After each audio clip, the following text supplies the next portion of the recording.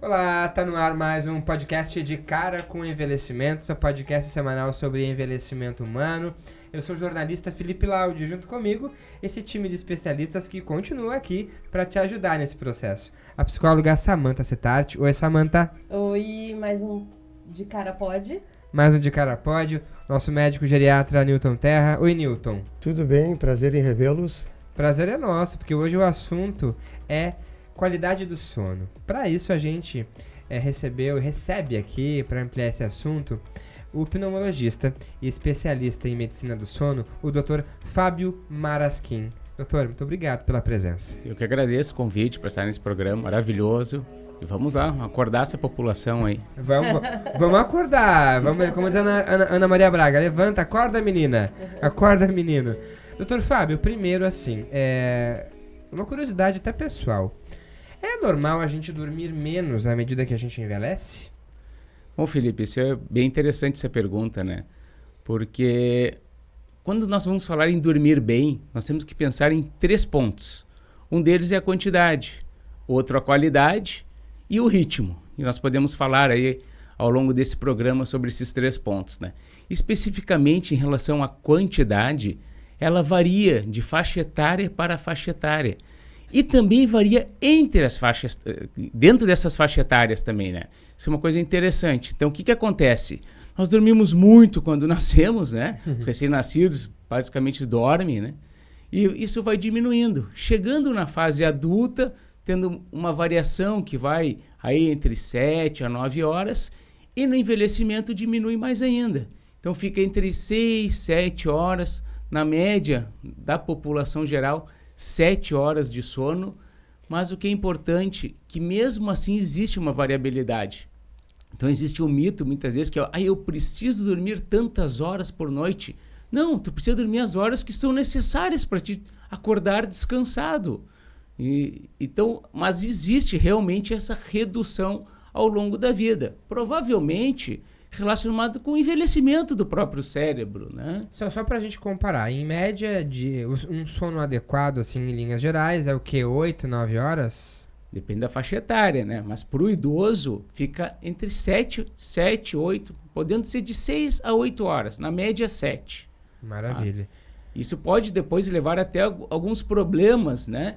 Nos idosos que, como estão dormindo menos, acho que tem um problema de insônia, por exemplo. E depois, quando se associa um problema de ritmo de sono, por exemplo, dormindo mais cedo que a população normal, porque estão aposentados, mais inativos, e acabam dormindo muito cedo, acordando no meio da noite e acham que não dormiram. Exato. Mas no final das contas, dormiram a quantidade que era necessária para o que ele necessita, né? Tu falou de dormir cedo, daí eu fiquei pensando, até quero passar para ti. Depois a gente vai falar mais sobre a tal higiene do sono. O que é essa higiene do sono que a gente tanto fala? Porque a gente tá falando de pessoas diferentes, né? Comportamentos diferentes, né, Samantha? A gente tem que sair um pouco daquela mística de que idoso tem que dormir cedo, não pode ficar acordado de noite. E se o idoso tá afim de ver um filme de noite? Sim, até porque entra até na infantilização desse idoso, né? Que muitas famílias acabam fazendo isso também, né? E isso é tão frequente, eu falei assim, abriu as portinhas para tantas perguntas aqui, né? Para tanto debate que a gente tem que fazer, tantos questionamentos. Primeiro, eu vejo um excesso de medicação. Tem uma medicaçãozinha que é muito prescrita e que vicia bastante, né, na indução do sono. E isso até eu estava outra vez conversando com Terra, do fator de queda, né? Porque os idosos acabam tomando essa medicação, vão levantar para ir num banheiro, eles estão meio... como que eu vou falar? Não é tão... Grog, como que fala? Qual que é o efeito? Sonolento, né? E acabam caindo, e tem essa dependência dessas medicações. Como que é isso? Qual que é a prescrição? Você também acha que isso tá sendo muito mais consumido do que é necessário de fato? Com certeza, Samantha. O uso de medicamentos para dormir, como às vezes eu comento, né? O pessoal acha que é feijão, né? Tem que tomar todo dia, né? Mas até eu acho que um ponto interessante, até antes, por que estou consumindo tanta medicação, né? Então, acho que porque não estão entendendo o que é dormir bem. Então, nós falamos já da quantidade, que é essa que varia de pessoa para pessoa. Então, tem que entender e mostrar para o paciente ou para o idoso que talvez ele não precise tanto tempo de sono como ele imagina. Tá? Segundo, vem o ritmo. E aí é algo muito, muito interessante, né? O nosso sono tem um ritmo circadiano, ou seja, cicla a cada 24 horas. Então, nós ficamos acordados quando está claro e vamos dormir quando escurece. Por que isso? Bom, por vários motivos. Um deles porque a gente enxerga durante o dia, não durante a noite. E depois existe esse ciclo porque nós estamos expostos à exposição solar há milhares e milhares de anos. Então, e é tão importante essa exposição à luz para ciclar o nosso sono que nós temos um receptor no fundo do olho que capta a luz azul, que é a luz que mais é vista, né, ao longo do dia. E serve esse receptor para informar o cérebro se está claro ou se está escuro. Estando claro, nós vamos ficar acordado, porque vai estar inibindo a liberação do nosso hormônio indutor do sono, que é a melatonina. Se escurece, então esse hormônio começa a ser liberado e junto com uma chamada pressão de sono, que é uma ação de uma outra substância chamada adenosina, depois acho que é importante saber esse nome, porque a gente pode conversar ao longo do tempo, ao longo do programa. Essas duas ações, então a liberação da melatonina e a ação da adenosina, de uma forma bem resumida, né, nos leva a dormir. Então nós temos um ritmo. E aí esse ritmo, ele pode ser alterado, né? E não só alterado, mas também existe uma variabilidade de ritmo de pessoa para pessoa. São chamados pequenos polimorfismos genéticos. Então nós temos assim, um relógio biológico central, que vai nos dizer o horário de dormir e acordar, que é ciclado, né, regulado pela luz. Mas tem pessoas que são mais matutinas, né, são mais ativas durante o dia, são outras que são mais vespertinas, mais ativas no final da tarde, início da noite. E as pessoas intermediárias. Então, aquelas pessoas que já são mais... Então, uma característica dela, vamos pegar o exemplo de vespertinas, são mais ativas durante a noite e se expõem mais à luz de noite, como comentou, vai ver um filme, vai ver um Netflix, né, vai ver uma série, vai se expor a mais luz artificial das telas, que inibem a liberação da melatonina, vão acabar atrasando o início do sono. Deixa eu aproveitar isso que o senhor falou, porque daí eu queria chamar a atenção do Terra, porque o senhor falou de um exemplo aí comportamental que pode inibir isso, né? O senhor falou de alguns condicionantes e eu queria saber, Terra, se existem algumas doenças com envelhecimento que podem surgir, que podem daqui a pouco atrapalhar esse hormônio aí do sono e a pessoa ter dificuldade para dormir também. Então, existem várias doenças que contribuem para um sono não reparador, um sono de qualidade. E aí, nós temos que, na realidade, nós estamos tratando hoje de um sintoma dos mais comuns na clínica geriátrica e que não é muito valorizado. E muita gente acaba tratando o sintoma e não a causa. Então é fundamental nós, da geriatria, identificarmos, por exemplo, doenças ou até mesmo medicamentos que possam estar interferindo. Por exemplo, uma doença que é muito comum em idosos, que é a doença do refluxo gastroesofágico.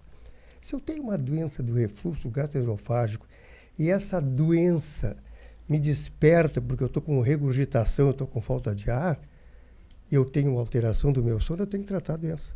Se eu tenho uma doença ortopédica, ou eu tenho uma doença reumática, ou uma doença cardíaca, ou uma doença neurológica, e são várias, imagina um paciente que tem a doença de Parkinson, ou um paciente demenciado, que vai ter alteração do sono. Então nós temos que tratar a doença e não o sintoma.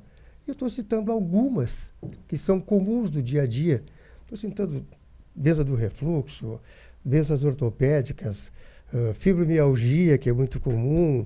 Imagina um paciente que tem uma infecção urinária, por exemplo, ou que faz infecções de repetição e que acorda à noite para urinar, ou porque tem uma hiperplasia de próstata, tem que tratar a hiperplasia, tem que tratar a infecção e assim por diante. E, consequentemente, Então, os emocionais também, tem né? várias doenças que alteram a qualidade do sono, sim. Depressão, ansiedade, porque eu fico Aham. pensando no idoso, muitas vezes, que se sente muito solitário, que acaba não se colocando em atividades para fazer e não tem muito o que fazer.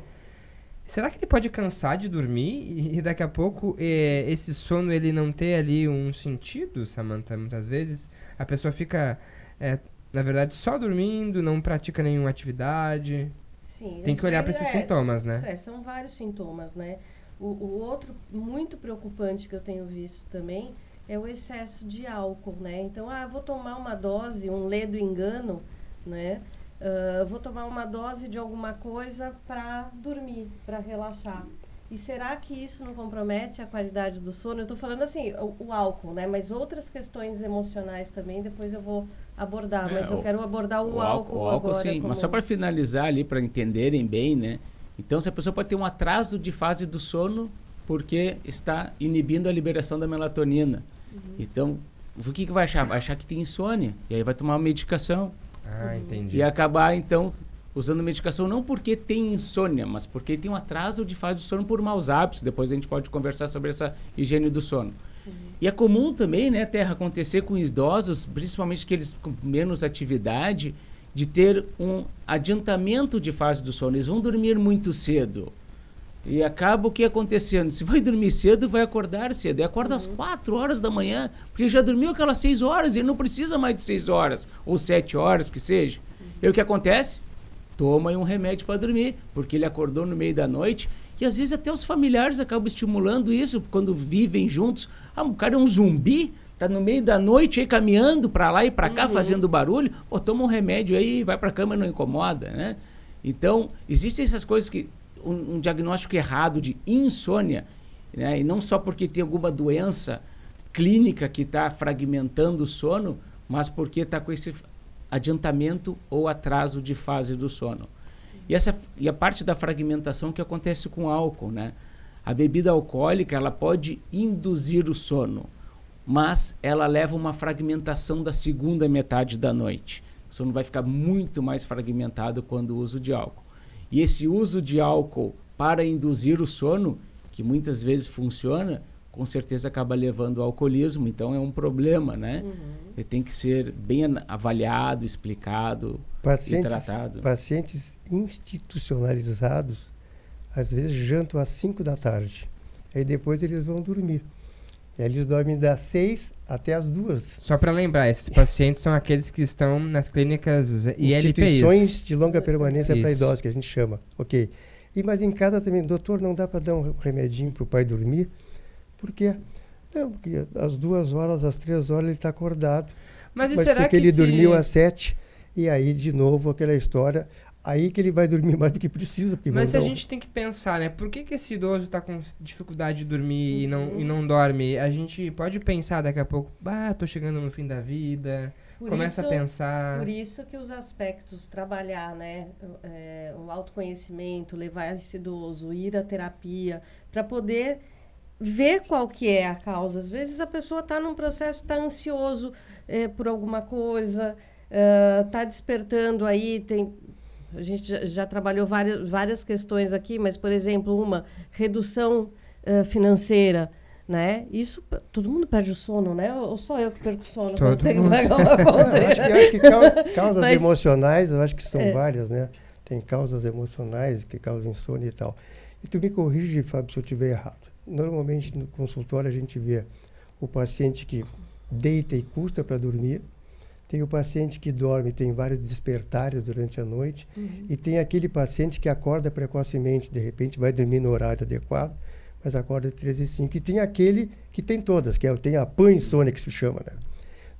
Na tua prática, o que tu mais observa no idoso? Primeiro, o senhor nunca está errado, Dr. Terra.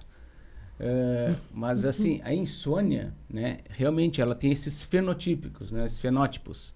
Elas podem ser de início, manutenção ou final de noite, ou essa mistura.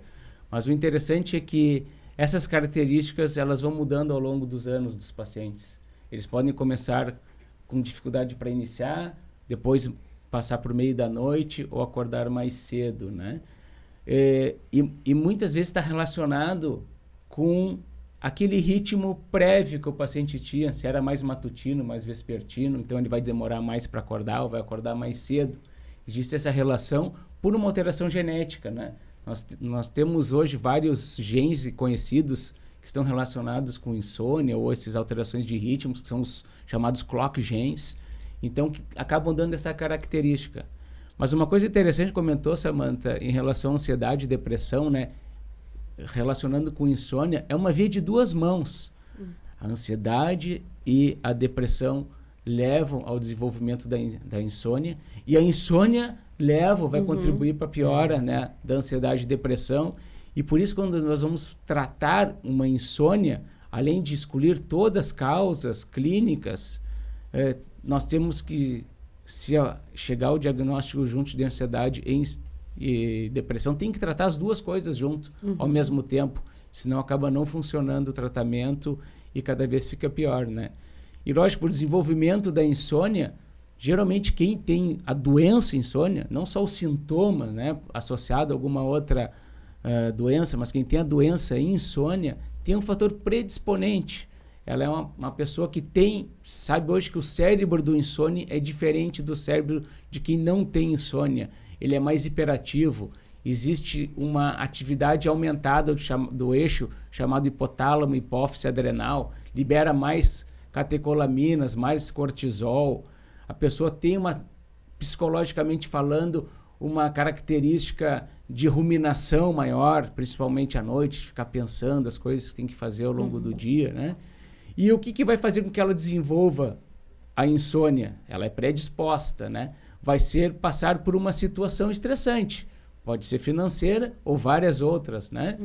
Ou no idoso, está chegando no fim da vida e junto está acabando o dinheiro, não tem mais amigos, pois eles estão falecendo e assim por perdas, diante. Né? Os lutos, né? E se junto a isso ainda tem maus hábitos relacionados ao sono, então tem fatores perpetuantes da insônia, bom, daí vai virar uma insônia crônica e vai ser um tratamento mais difícil. Esses hábitos que o senhor diz aí, que a gente pode pensar numa higiene do sono. Então, que outros hábitos que a gente pode mudar e adaptar para o idoso para ter um melhor sono. Com certeza, Felipe. Só um pouquinho antes de terminar. Tu falasse dos fatores precipitantes. Agora está se falando muito nos 3 P's. Isso. Eu acho que podia emendar com precipitante, com aqueles outros P's que se chamam, Isso. que têm relação com... Eu quero saber o que são esses P's são aí, que eu não estou entendendo nada. Predisponentes, precipitantes e perpetuantes. Né? Tá. Então, são os 3 o cara P's. tem uma predisposição genética, geralmente. Tá? Daí vai ter o fator precipitante, vai ser o estressor. Trabalho, né? Casa, social, doença. E o perpetuante, então não resolveu o precipitante ou inadequadamente foi resolvido, ou acaba tendo alguma coisa, maus hábitos, por exemplo. Né? Então são esses 3 P's. Pode né? responder da higiene. Eu acho que é nos maus importante da hábitos. higiene do sono, isso para a audiência. Não é? Isso é muito importante, isso aí. Às vezes é a primeira conduta sempre, né? Eu já tenho até por mas escrito eu quero entregar. fazer o contraponto já da higiene do sono. Diga. Porque a gente vai falar, quero que você liste aí a higiene do sono, mas eu tenho recebido também tenho no consultório alguma experiência com pacientes que chegam, estão estudando, ou a produtividade dessa pessoa é à noite, de escrita. Até uma me falou, até fui pesquisar, o Jô Soares, na época, falava que o processo criativo dele acontece à noite, é onde ele escreve e tal. E essa paciente específica, ela virava e falou assim, eu só consigo escrever à noite, né? E a gente foi trabalhando essas questões. Escreva à noite, então. Como é importante, quando falou da higiene do sono, que às vezes a gente bate numa coisa e trava também o processo de uma pessoa, né? De trabalho, enfim. Eu pensei agora nesse caso, mas... Samantha, até como eu comentei no início, né? São 3 pontos básicos, né? É quantidade, qualidade e ritmo. Então, a pessoa tem que respeitar o seu ritmo. Se essa paciente é uma pessoa mais vespertina, né? Eu sou um cara mais matutino. Ou seja, eu vou fazer uma atividade que me demanda mais foco, inteligência, força, eu vou fazer de manhã. Eu não vou fazer isso de noite. Porque de noite eu já estou meio que imprestável. Tá? No máximo para fazer uma comidinha, olha lá. Então, essa paciente, por teu exemplo, se ela é mais vespertina, ela tem que colocar suas energias à noite. O que ela tem que fazer? Então, ela vai respeitar o seu ritmo, ela vai ir dormir mais tarde. Mas ela tem que ter daí a quantidade adequada. O que isso significa? Que ela vai ter que acordar mais tarde. O que acontece? Um outro problema do nosso mundo inteiro é a privação do sono. Que as pessoas estão indo dormir cada vez mais tarde porque tem que fazer isso, ver aquilo, não sei mais o quê, e acaba acordando cedo, porque o trabalho exige lá bater ponto, tal horário bem cedinho. Essa privação do sono é um problema grave porque leva ao desenvolvimento de várias doenças. Não só problemas emocionais, a própria ansiedade e depressão, mas também diabetes mellitus, hipertensão, Tem gente que está acostumada a dormir 3 horas, 4 horas e sucessivamente. Né? Vamos fazer uma brincadeira aqui. Ninguém aqui tem problemas para dormir. Dormem 8 horas por noite. Maravilha. Só que eu chamei vocês para fazer uma pesquisa lá na clínica e vocês vão dormir 3 horas por noite por uma semana. Como vocês acham que vai estar o humor de vocês daqui a uma semana? Vocês vão estar felizes, sorrindo, alegres? Humor deprimidíssimo. Eu com certeza vou O estar meu humor vai estar irritadiça. muito deprimido. Mas a população está dormindo menos. Não só por quantidade, mas às vezes por qualidade. Mas Sabe por que será que às vezes aquela dormidinha à tarde, aquela séstia, ela parece que às vezes vale mais às vezes do que um sono da noite? A sensação parece que a gente descansou mais. A siesta, quando ela pode ser reparadora ou não, né? Mas quando ela é reparadora, até a gente estimula a pessoa a fazer, tá? Mas é preciso fazer a siesta, você tem que ficar com uma pulguinha atrás da orelha. Talvez o teu sono não tá bem. Teu ritmo tá bom? Meu ritmo tá bom. Tua quantidade de sono tá boa? Eu durmo 8 horas. Mas mesmo assim tu acorda cansado, com uma sensação de sono não reparador, tem sonolência ao longo do dia, precisa fazer essa siesta? Bom, aí entra aquele terceiro ponto, que é a qualidade. Então o sono pode não estar de qualidade adequada. E o que é a qualidade? É fazer um sono, todos os estágios do sono, que são em ciclos ao longo da noite, pouco fragmentado, sem nenhum distúrbio, seja externo ou interno, e interno relacionado ou não ao sono, atrapalhando a formação desses estágios do sono. O que são esses estágios, doutor? Bom, nós temos basicamente 2 grandes grupos, tá? O sono não REM e o sono REM, que são sonos bem diferentes. Nós falamos que o sono REM é quando nós temos aqueles sonhos vívidos. Inclusive, nós ficamos praticamente paralisados do pescoço para baixo.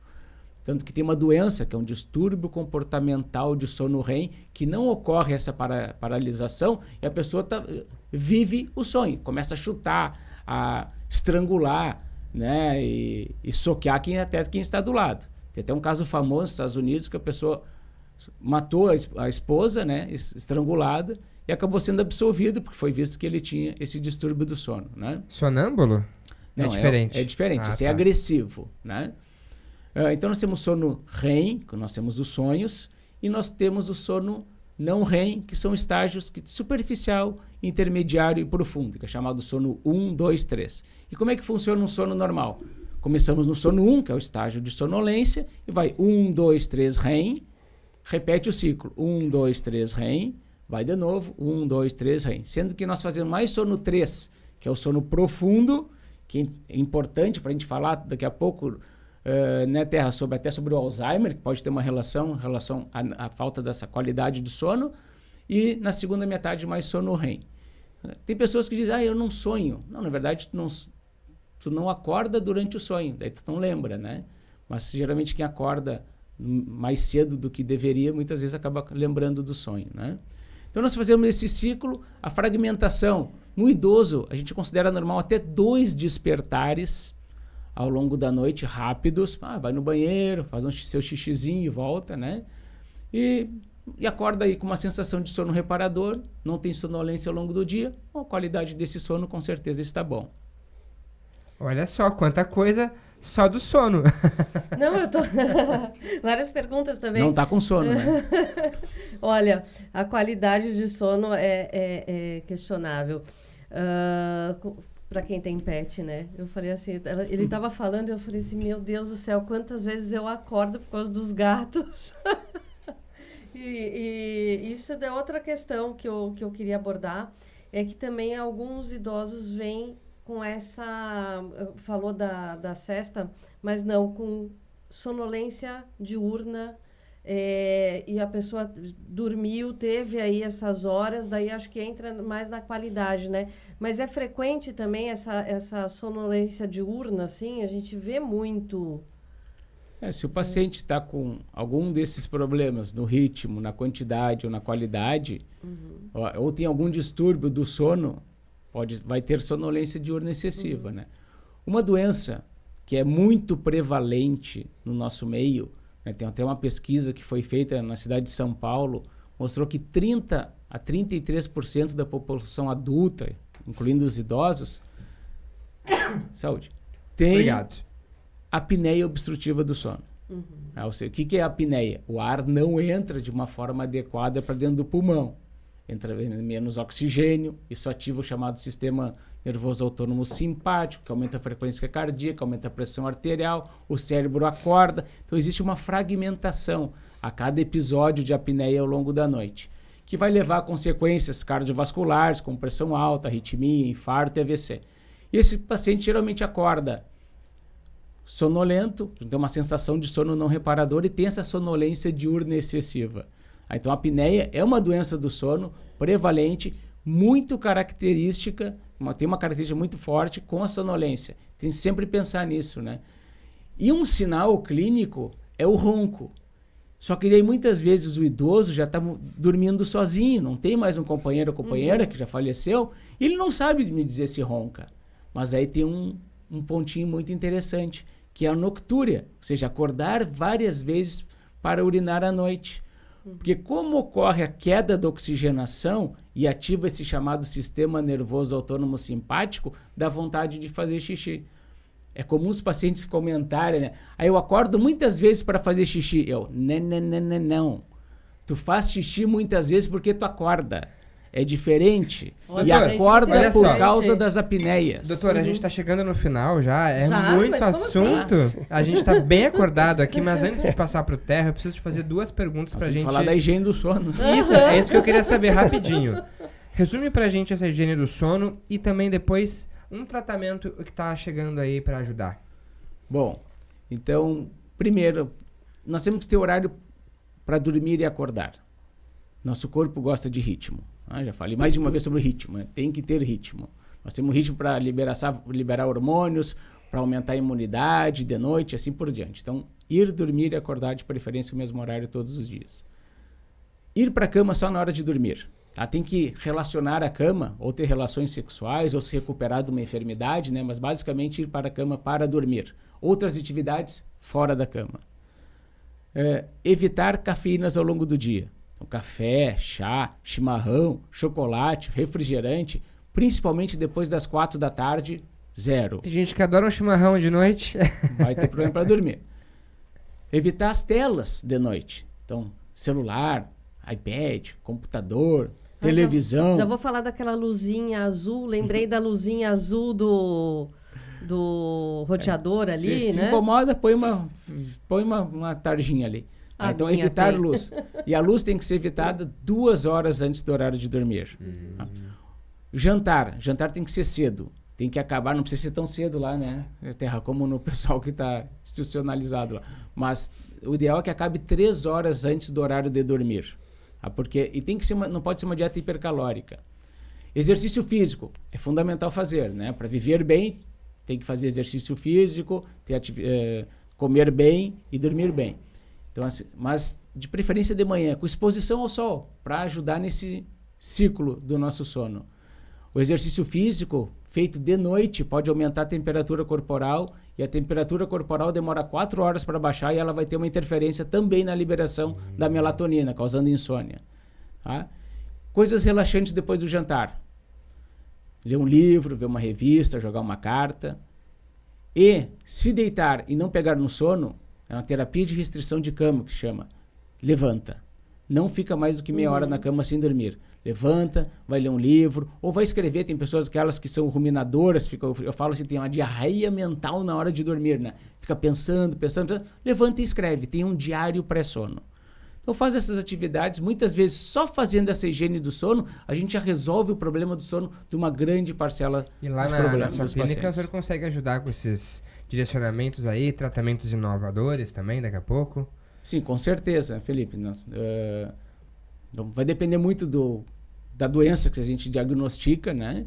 Mas nós fazemos toda essa parte de terapia, até cognitivo-comportamental para insônia, os pacientes que têm insônia. Faz a avaliação da polissonografia, que é um exame que faz o diagnóstico e vê a qualidade desse sono, né? E está à disposição aí para quem precisar. Obrigado, viu? Quanta coisa que a gente pode fazer pra melhorar. Porque às vezes a gente pode estar com um problema e nem se dá conta que é por conta. Porque eu tô dormindo mal.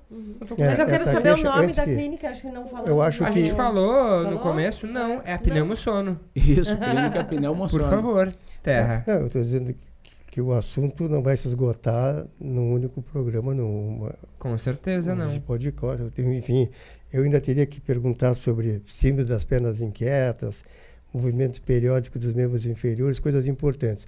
Mas para encerrar minha participação nesse podcast, eu queria pegar a brincadeira que o Fábio fez da privação do sono. Ele diz, vocês vão para lá, vão dormir 3 horas, como é que vocês se acordam? Aí ele falou, tá, é o humor deprimido, eu estou irritado. Mas eu queria chamar a atenção de 3 fatores que são muito importantes durante o processo de envelhecimento.